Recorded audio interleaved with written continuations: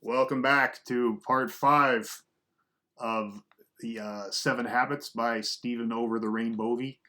This is really part 5 A slash B because I recorded the entire thing without hitting the record button. But that should just mean that the next one is better.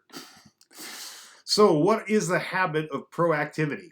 It's more than just taking initiatives. It is being responsible for our own lives. Because behavior is a function of our decisions and not our conditions.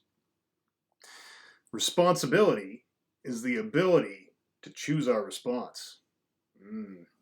Spoonerisms. Proactive people do not blame conditions for their behavior, when that is something that reactive people do. Reactive people are more likely to be affected by their environment, i.e., weather, perhaps. Down weather can create a down day for a reactive person, whereas proactive people can carry their own weather with them. Realize that the joy is independent of the environment around them, and so is their initiative. Reactive people are likely to empower weakness of others and then use it to control them. And they're driven by feelings and circumstances, whereas a proactive person realizes that the response to stimuli is value-based. Nobody can hurt you without your consent, says Eleanor Roosevelt. What we need to say in order to create a change is that I am what I am today because of decisions made yesterday. That is the precursor to being able to enact meaningful change. It's taking responsibility to initiate proactivity. The story was a lady at a convention who heard this information and stood up to protest, saying that she was working with an elderly patient and a terminal patient who was the nastiest, meanest person she'd ever met and never showed appreciation and was constantly aggressive and disdainful. And she said, "How can you say that? How can you say that my response is not determined by the impulses?" And after some convincing, she realized that she had the power to get out of the situation and did so. So it was somewhat inspiring there. It's not what happens to us, but it's our response that either hurts us or empowers us. It's the most difficult decisions in life, indeed, that forge our character. The lady that was described was in terminal cancer, but instead of moping, she invited her friend to come help her to transcribe letters for her children at various stages in their life. And she wouldn't even take her pain meds so that she could be as clear as possible. And this was a source of great inspiration to everyone involved. Viktor Frankl delineates 3 central values: the experiential, which is what happens to us, the creative, which is what we bring into existence, and the attitudinal.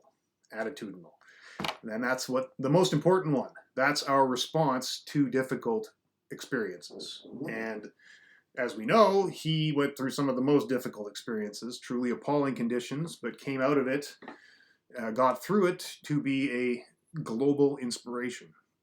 It's these attitudinal challenges that can create paradigm shifts.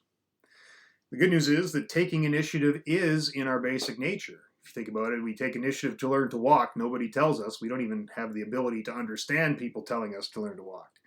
So creating circumstances is what empowers us, the creation of circumstances.